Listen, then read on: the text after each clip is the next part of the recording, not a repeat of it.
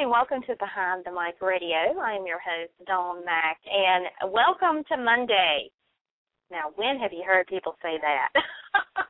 After the long, long holiday weekend, I hope that everyone had a great 4th and a great, enjoyable, relaxed, and restful weekend, and it made getting up and heading back to work or wherever you were heading off to today not quite so bad this morning. It has been a great day for me. And, you know, this is a great Monday because our guest tonight I'm so excited about. I'm a personal fan of, as many of you are. And it's just such an honor to bring her to you. To give you a little bit of background on her, she is a 2-time Emmy Award winner. She is best known for her roles on All My Children and As the World Turns. She has just completed shooting on her directorial debut, a short film she also wrote and produced called Flip Fantasia. And last year she worked as an associate producer on the Festival Award-winning film How We Got Away with It. She is thrilled to be currently creating some of her Susie, Effing, Homemaker videos, which you may have seen for Prospect Park. She has worked extensively in film, nighttime television, and theater, and has been featured in multiple newspapers and magazine publications. We are so proud and honored to welcome Cady McClain. Hello. Hey, how you doing? I'm great. How are you?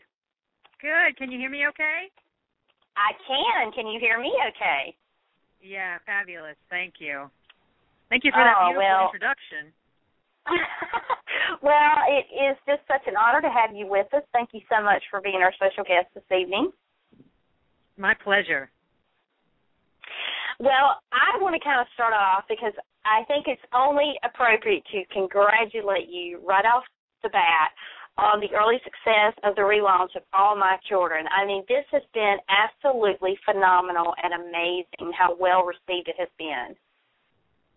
Yeah, I'm really, really happy for the show and for Agnes and for the tradition of the show, for the legacy of the show. It's a beautiful show, and it's brought a lot of entertainment and enjoyment and I think a lot of personal moments for people throughout the last 40 years, and I'm really happy that it's going to be able to continue on and feel very blessed to have been asked to have been a part of it this go-round.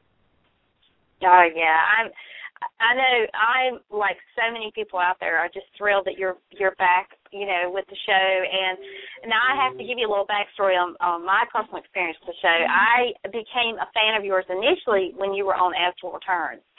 And so, you know, kind of grew up in that generational mode of soap opera watching, you know, with my mom and my grandmother, and they were all diehard CBS. And so that's kind of where I first came to know you.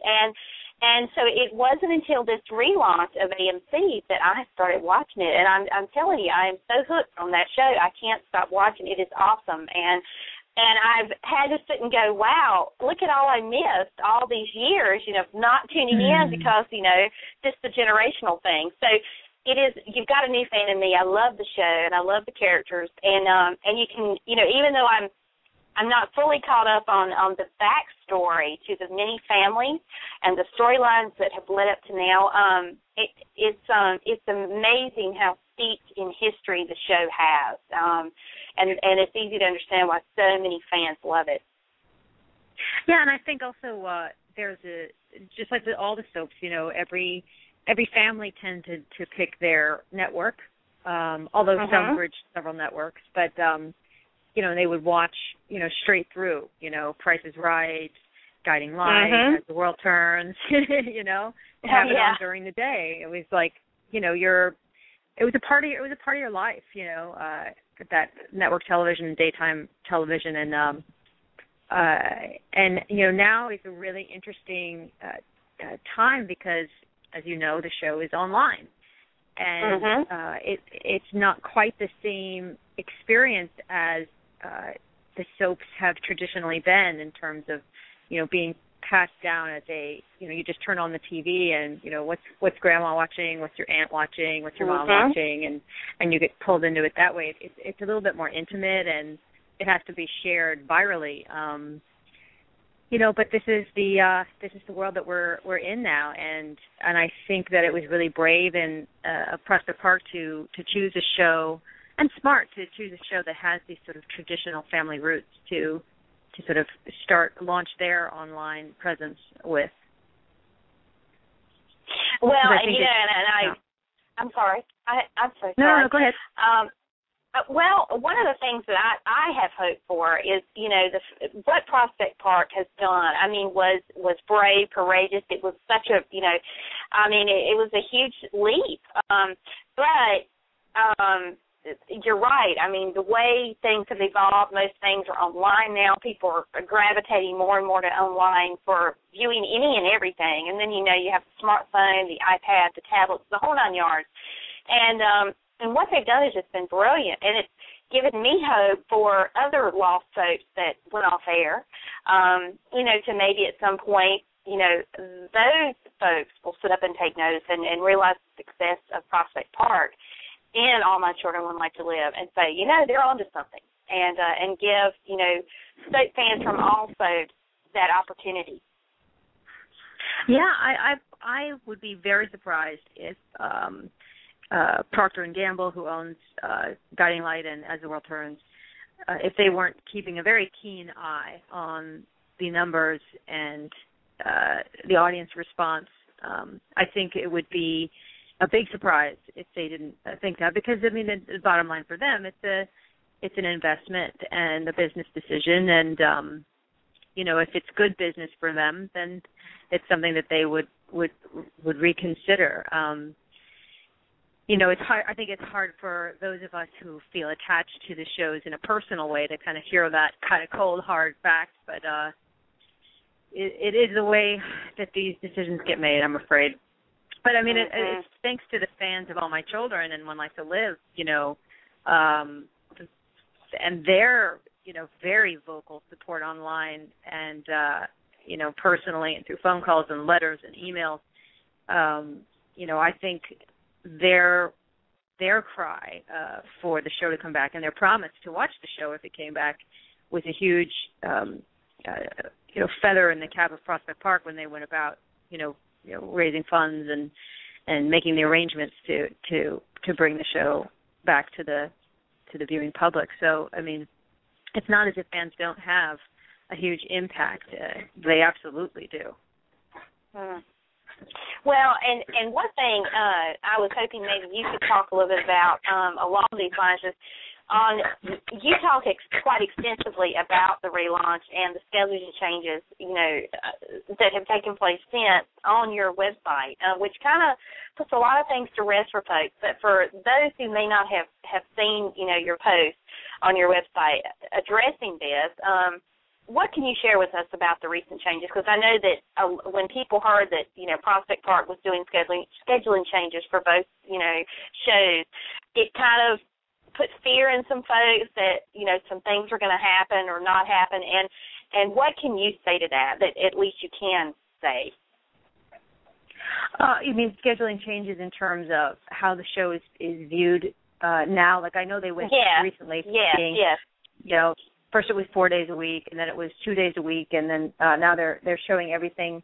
They're just uploading everything on Monday. All I can say is that this is like the wild, wild west, and online original programming of a show that used to be attached to a network. It has to find its legs. It's just not the same as network television in the way that it works online. Every viewer is important. Every click is important. Every like is important. And so I think they're trying to give the audience every chance to see the show. Some people are busy on Mondays. Some people are busy on Tuesdays. I think Jeff Quatness coined the phrase, it's not daytime, it's anytime. And I think that's just something that the viewers now need to kind of wrap their head around and say, wait a minute, I feel like watching my soap. I think I can watch it right now because it's a new week. I haven't seen the episodes this week, and I can watch them all, or I can watch, one, or whatever I have time for. And so it really is, I think they're trying to make adjustments for the viewer's schedule. I really do. And I think it's smart. I mean, it's just, I think a lot of people, too, who watch television, we DVR stuff, we watch it on Netflix, or we, record it somehow through our televisions, and we don't always really watch, Tuesday night at 8. I mean, it's just, we don't run to the television because we have options. And so, of course, the business has to make adjustments for all the options that people have these days. And you make a great point, and that is, it's a matter of people just getting their heads wrapped around the concept that their favorite daytime serial, which was once only daytime, can now be anytime and can be viewed online like anything else can be viewed online at their leisure anytime they want. And, and when you think about it like that, I mean, it really is all about the viewer and the convenience factor for the viewer to be able to see it at any given moment and see it again and again and again. That is the beauty of it that, traditional daytime serials didn't have. I mean, if you weren't sitting in front of your television at a set time every day during the week, oh, well, you didn't have the opportunity to go back in the day online and watch it later that evening. Or, I mean, if you missed it, you missed it.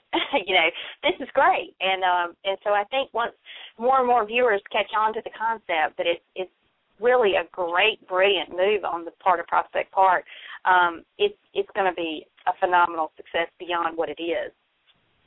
Yeah, I hope so. And, one of the things, though, that I think is difficult is because watching it for so many people was a ritual. 1 o'clock on, Monday through Friday was their moment in the day that they knew that the show was going to meet them. And so this is like asking people to create their own ritual and say in their own life, okay, 1 o'clock is my time. And I know it may be available. It's waiting for me whenever I want, but so that's what but I can sit down and watch at the same ritualistic time and still have my ritual if I want it, or I could change my ritual. It's just sort of weird though in terms of things that are ritualistic. When one element of that ritual changes, it can really kind of throw people off their game. But at the same time, it's, like you said, it's just an adjustment period, and it has everything to do with the internet and how it is just creates all these possibilities for us. Definitely so. Now, I want to talk a little bit about your character because, now that Prospect Park, everything's been relaunched, it's online, and Prospect Park has this latitude now that, you didn't necessarily have in, daytime television, network television. And do you feel that the writers have given your character, added depth, given that now All My Children is on the internet and Prospect Park has some flexibility more so than ever before? Well, I think they have, generally across the board, certainly try to explore themes and issues that are a bit, I guess the word is racier. And my character has only been involved in that to a slight degree, in that I'm in the Cassandra storyline as her therapist. And that story is pretty intense, it's sometimes hard to watch because her suffering is so poignant and it is so timely, and when you consider that is actually happening to young women all over the world, it's really tragic and painful to watch, but at the same time they're being very brave to tell a story like that, and I think they're giving the viewers the benefit of the doubt that they can handle and that kind of material and balancing it very well, I think, with other kind of lighter material and stuff that's a little bit more fun or silly or romantic. It really is a balancing act, and with soaps with these kinds of stories. I know the swearing issue was something that was big, and it was kind of split down the middle. There were a lot of people that really, really hated it and felt like it was being overdone, and then there were a lot of people who didn't mind it, thought it was kind of fun and neat to see. So I think it's one of those tough calls. I truly believe that their heart is in the right place. I can't speak for the production company. I'm really, just an actor kind of watching all of this just like the viewers. My only kind of insight is that I'm actually there, when people are sweating these decisions to some degree, or hearing about it, and all of us kind of hearing it first and going, really? Oh, my God. But okay. But if you think about it, if you go most places online, if you go to YouTube and you watch a serial drama there, or a short webcast or a series or something, because there's no guidelines, there's no restrictions on language and everything. I mean, for me personally, it didn't offend me. It didn't bother me, because you go to any R-rated movie, you're going to hear much worse. As most people will attest to. And so, but I think the fact that because All My Children, I don't think it's just All My Children. I think it's any soap that, as in All My Children One Life to Live, that was originally on network television and you never heard anything beyond the very minimal, and then it goes to online. That was a new thing, I think, that viewers, fans of the show, had to get used to, because it was not something that was part of the makeup of the shows of the past. So it's just, again, another one of those, because it's on the Internet kind of thing, let's just see what we can do with it. Can the audience handle it? And, I applaud Prospect Park and the writers and the entire production team for really, really, taking note of what the fans are saying, and really, taking into account how this is affecting the fans and what's not affecting them. It really lets us know that, they not only care about the shows, but they care about the fans' response to the shows, because, that's the whole point. And it's been great to see how that's all evolved. Absolutely. I think first and foremost, they care about the fans. It's we all make this show to some degree, for you, for the viewer. It's storytelling, but, of course we want you to be affected, to be reached. It's sort of like the bottom line of any kind of storytelling. We're trying to communicate with others, and, it's that's the beautiful thing about storytelling. We care. And if you don't care about your audience, then I don't know. You're either extremely confident, or, in my personal opinion, kind of arrogant and obnoxious, and and that is definitely not the case here. They care very, very much about the viewers, and want them to enjoy the show, and want them to feel connected with the characters and to have fun and to have a good experience. And in terms of boundary pushing, it's like you said, like, you weren't made uncomfortable. Some people were.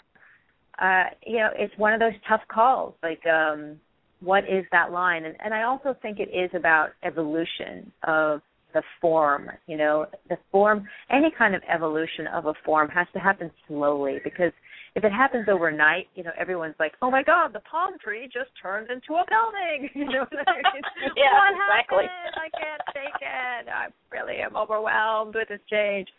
But if it slowly evolves into that, then, okay, it was headed in that direction. We can go with that. That's okay. Because things do grow and change. Very much so.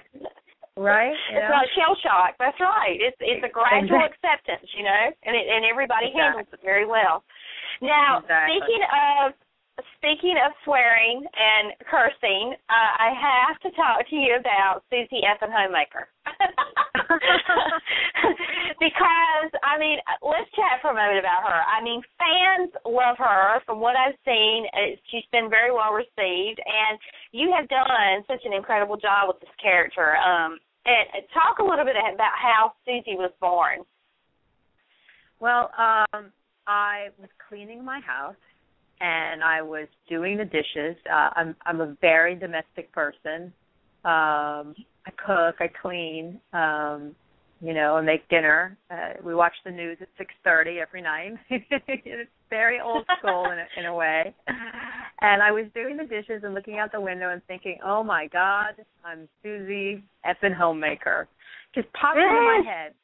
And because here I am, cleaning and cooking and washing and all this stuff. And then I thought, that's kind of funny. I wonder if I could make a character out of that.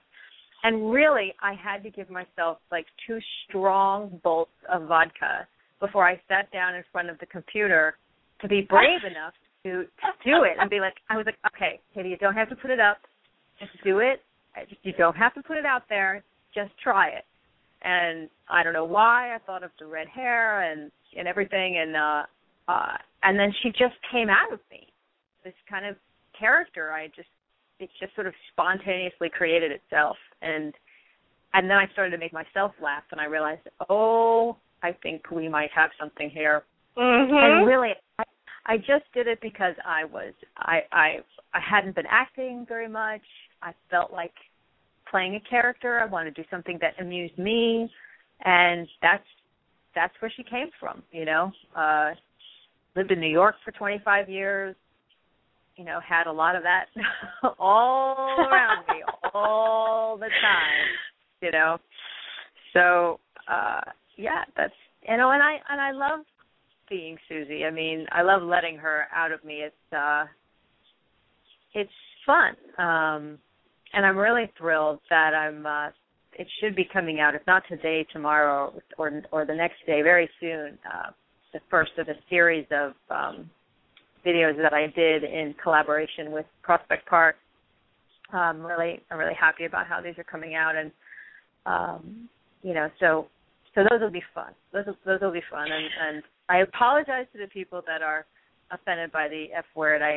That's why I always bleep it out. She doesn't, she's just. My theory about Susie is that she really is not trying. She's just not aware. She's no concept that she might be offending anybody, and she truly believes she's trying to help people and just tell it to them straight. And if that's what they need to know, because that's what, of course, you would want to know that. Exactly. Well, the thing about it, if no one knew that was you portraying that character, it's believable. I mean, you just forget that it is you portraying the character. I mean, Susie could be the neighbor down the street who's just trying to say, now, look, here's what you do. You go to Hulu. It's really just simple, and you get sucked in. I mean, when I saw the video, I was like, oh my gosh, I was rolling out of my chair. It was hilarious, and I was like, I really hope she does more with this. And then I heard that, it was going to be incorporated in Prospect Park, and I was like, oh, this is great, because I've read, some comments and seen some things on social media where people have said, I wonder if this is going to be a web series. I wonder if she's going to become a new character on All My Children. And, where would you like to see Susie go from here? To be honest with you, I really just enjoy doing it in my home.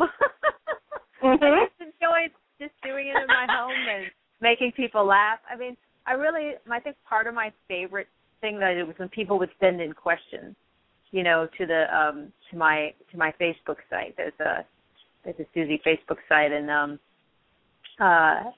when people send in questions there, I mean, I keep them anonymous, but I use them in like a Q&A, like a Dear Abby type of thing, and that is always something great comes out of that. That's just a blast, So I hope that kind of continues on a little bit. That'd be fun. Well, I thought it was funny just now when you said I really just enjoy doing this out of my home, because, I mean, my gosh, it would kind of defeat the purpose if Susie Homemaker could not make her videos at home. I mean, really, Yeah. So, it kind of be an oxymoron times 10, But, yeah, I mean, well, it's really great what you've done, because it does showcase, your extensive talent as an actor, and just off the hip, this was born of just kind of a thought of, I'm Susie Effing Homemaker. I mean, this is so cool, the backstory to this. So, well, we look forward to the videos and the next day or two, to be able to see those coming out. And how fun will that be? Yeah. So she's going to be a star, I have a feeling, whether she wants to be or not, just because fans just love you and they love this. So it's a great concept.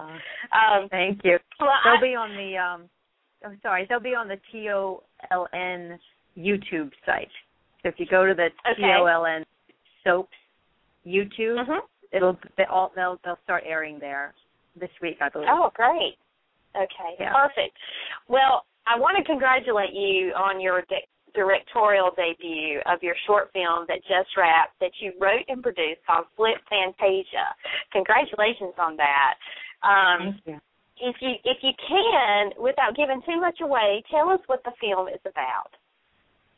Well, it's funny. I feel like I can talk about the film in depth because it is, going to see any kind of film or even watching something like this online, this is a very visual experience. This is intensely detailed work. I felt like every shot that we put together was like a painting, and it's meant to be that way. It's meant to be like visually rich and beautiful. The story and full of like little secret clues too, which are there's a lot of themes, a lot of layers. The story is about it's about four guys and a dead girl, and it's really about thematically about love, about having to face something painful and dealing with it through denial, and then finally dealing with it through ritual and friendship. It's about growing up, about sort of an end of a certain period of innocence, and how to bridge that gap from childhood to adulthood, and what you can hold on to help you make that kind of transition. I deeply believe that the creative life is something that can help people get through just about anything in life. It's certainly been there for me. So on more of a nuts and bolts sort of level, it's four friends, one of whom has a girlfriend, and she is just, it seems like she's passed out, but in fact she's died from alcohol poisoning. They've all been partying all night. It's first thing in the morning, and they don't really realize it, that she's in fact dead, and then of course how they go about dealing with it. It really just takes place in about a 36-hour period of time, so she's not like rotting away in front of anybody. She's just dead, and and it's a comedy, believe it or not. It's some people say, "Oh, Weekend at Bernie's," and believe it or not, I've never seen that film. I wrote it before I saw Warm Bodies. But when I saw that, I was like, okay, yeah, there's a little bit of that there. But there's homages to La Femme Nikita, to Apocalypse Now, which seems really strange, but I think that film had an enormous amount to say about male friendship and love, and I don't know. I just feel so. It was really one of the greatest experiences of my life, being the director and shooting that with these young people, and I feel so incredibly blessed to have been able to rise to the occasion, and hopefully I think give something to the audience that will help them ultimately, because everyone experiences death and everybody deals with it differently, but I think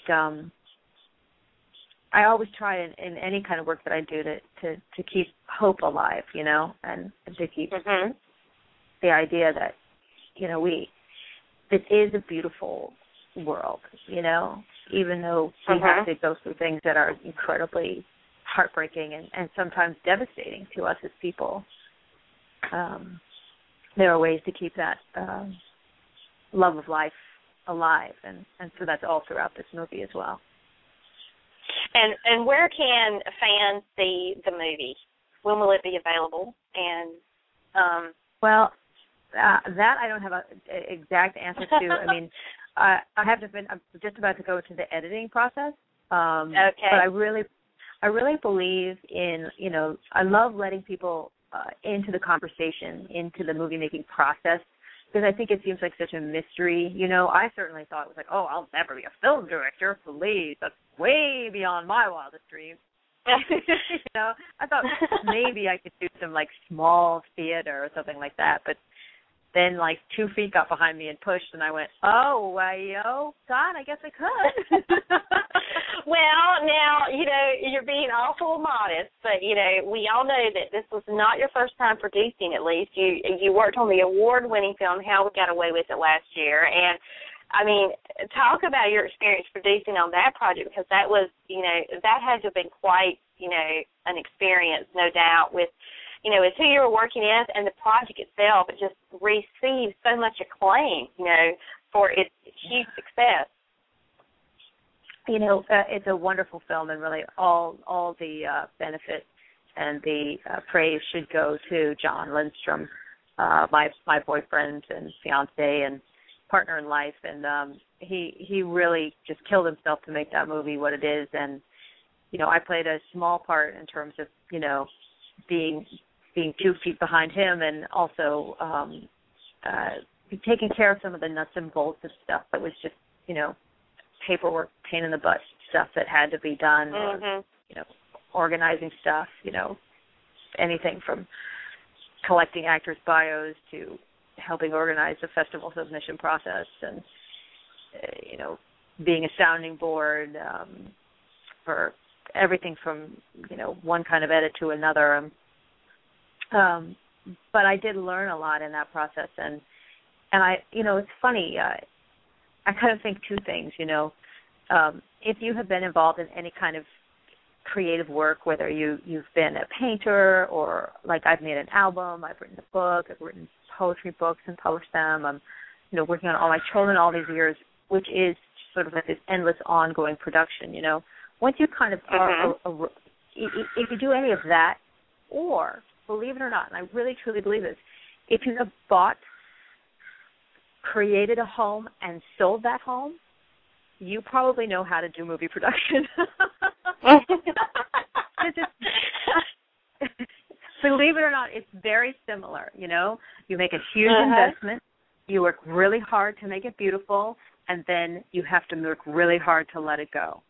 And it's just very similar kind of set of tools. A lot of paperwork, a lot of details, a lot of taking care of all those things. You know, like the gutters. Oh, I forgot to put gutters on the house. You know, gotta do that. The furnace needs to be replaced. I mean, all that same thing is like, oh, I forgot to get this contract out. I forgot to, oh, we need a new camera battery because that's gone out. It's really very similar. So it's not a mystery. The nuts and bolts of doing this sort of thing. It's just kind of, and if you have I think the one thing about the movie business that I will say, though, is it takes an enormous, it's just like selling a house, frankly. It takes an enormous, unless you're lucky, enormous amount of patience. Enormous amount of patience. And like people skills and, you know, I mean, I slept about 3 to 5 hours was a big night. If I slept 5 hours a night, I was like, yeah, I am sleeping. But it was usually closer to 3. Well, I mean, you are just so multi-talented. You've done so many wonderful things, and I mean, in so many different ways and genres, and it's, you know, and that's why fans love you so much. I mean, you're so multifaceted, and you just always give us some great entertainment no matter what you're doing.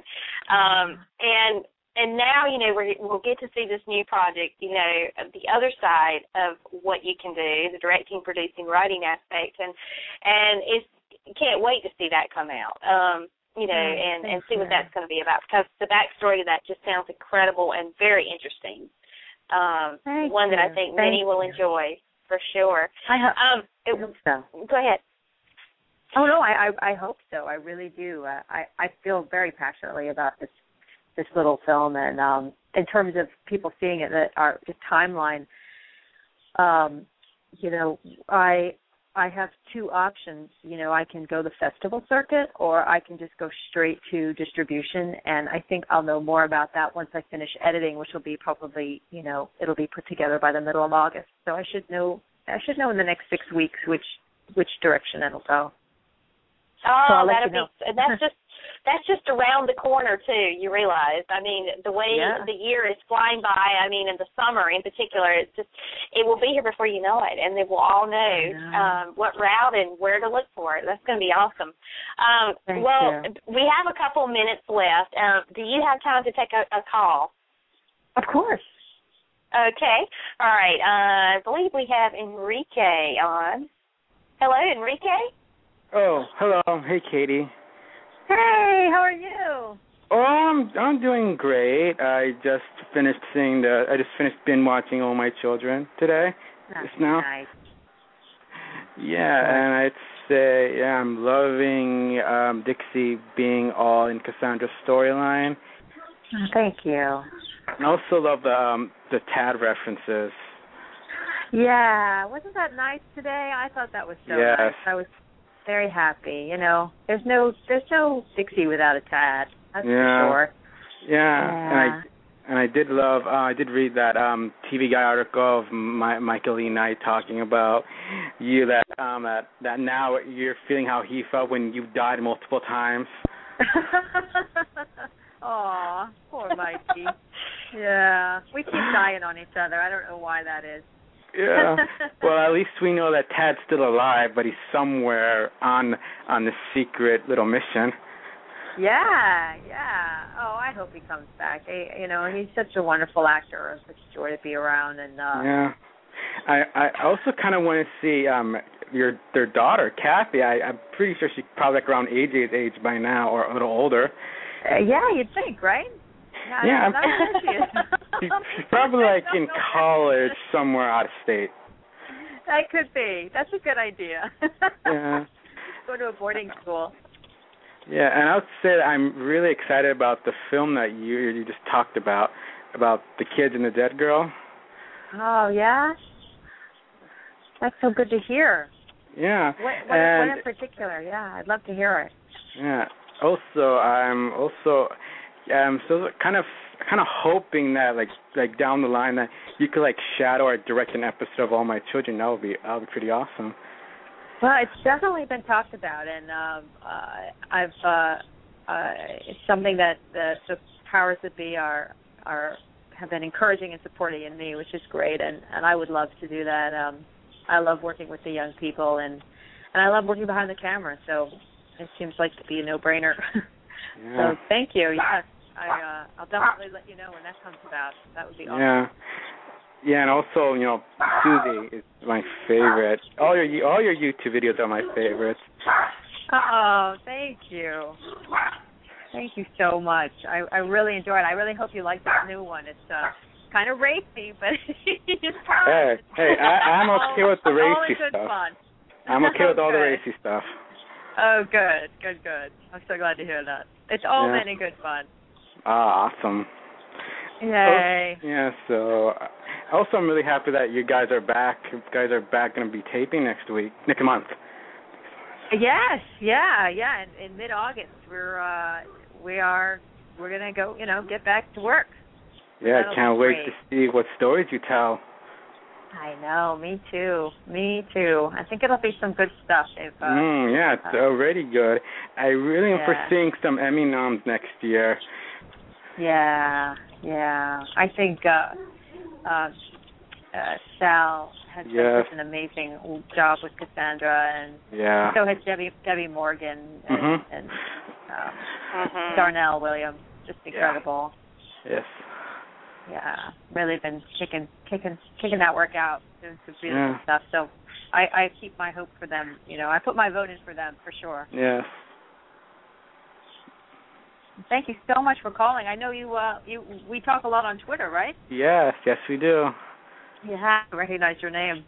I'm so glad that you called in. I really appreciate your support, Enrique. It's really awesome that you are as involved as you are. It really means a lot. I really appreciate it. Oh, no problem. I love myself. I grew up on them. My mom showed me showed me that she watched ABC most of her life. Wow. Aw, that's so awesome. Where's your mom now? Oh, she is working right now. Okay, all right. That's cool. Does she still watch? Oh, yeah, I got her in to watch the new All My Children, and she loves it. Oh, yay! See, that's so great. Now, does she watch on her computer, or does she watch on yours? You guys watch together? She watches on the home computer. I have my laptop. She watches on the home computer. All right. Very cool. Very cool. Oh, that's awesome. Forgive my dog. He's like going bananas. My dog's barking in the back. Yes. Well, Enrique, thank you so very much for calling in. Oh, no problem. I was happy to do it. Yay. Oh, great. Well, you have a great night. Yeah, you too. Bye. Bye, Enrique. Bye-bye. Oh, that's awesome. He's a great young man. Really lovely guy. Mm-hmm. It's so much fun. Yeah, One of the things about Twitter is so cool is that you really kind of can start these sort of conversations going with people, and you know, you feel like you know them, and hopefully vice versa. You know, there's just really, I love Twitter. It's so cool. Oh yeah, I know. It's really addicting because you can be, up close and personal in a way like. Unlike other social mediums, I think it's just really a fun place, So I really like it a lot myself. Well, Cady, I can't thank you enough for being our special guest this evening and just taking some time to be with us and talk about all your various projects. It's just so exciting to hear everything you got going on. So thank you so much. Oh, thank you for having me. It's been a pleasure. Likewise, and for everyone who wants to check out Cady's website, it's CadyMcClain.com, and of course you can follow her on Twitter, and I'm sure you'll be keeping us updated when your new movie is going to be out, so we can all check it out, and we look very forward to that. Absolutely. Thank you so much. Right. Thank you, John. Thank you. Give our best to John, and take care, and enjoy the rest of your evening. Thank you. You as well. All right. Thank you.